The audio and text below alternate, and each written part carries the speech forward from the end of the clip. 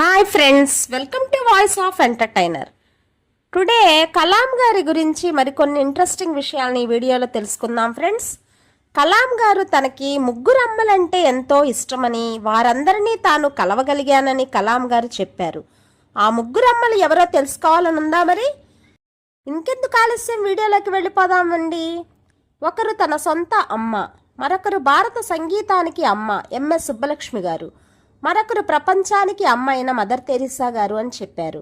1950లో తిరుచిలో తాను చదువుకుంటున్నప్పుడు విన్న ఎందరో మహానుభావులు అందరికీ వందనాలు అన్న పాట తనను పరవశంలో ముంచెత్తిందని, అప్పటి నుండి ఎంఎస్ సుబ్బలక్ష్మి గారి సంగీతాన్ని ఎంతగానో అభిమానించాను అన్నారు. ఆమె భారతరత్న పురస్కారాన్ని తీసుకునే సమయంలో నా తల నిమిరింది. ఆ ఘటనను నేనెప్పుడూ మరవలేనని కలాం గారు ఉద్వేగంతో చెప్పారు. అలాగే దేశం కాని దేశంలో పుట్టి మన దేశానికి 40 ఏళ్ల పాటు అమూల్యమైన సేవల్ని అందించిన మదర్ తెరీసా తాను అభిమానించే మూడవ అమ్మగా కలాం గారు చెప్పారు.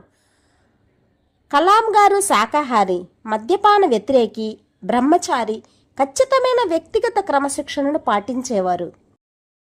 ప్రజలు తమ భార్య పిల్లలకు, తమ పిల్లలకు ఆస్తులు సంపాదించి పెట్టడం కోసమే అవినీతి పరులవుతారనే అభిప్రాయంతో అతడు పెళ్లి చేసుకోలేదు.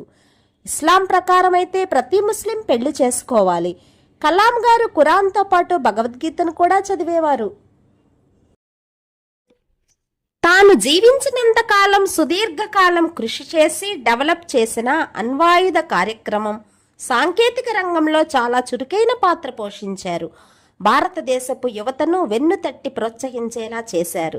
యువతే ఏదైనా సాధించగలరనే దృఢ సంకల్పాన్ని అందరికీ కలిగించారు.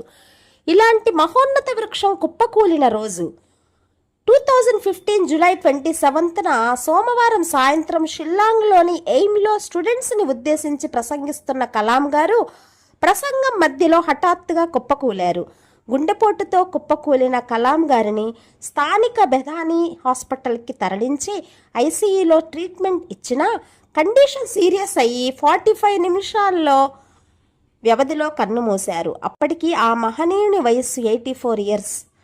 సో ఫ్రెండ్స్, అందుకే అంటారు అందరూ ఏదో ఒకరోజు మరణించాల్సిందే, బట్ బ్రతికిన కొన్ని రోజులు రాజులా రారాజులా ఉండేది కొందరే కదండి.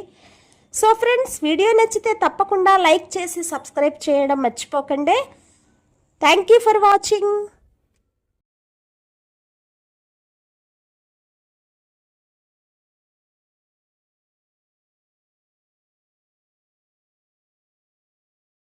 You love it.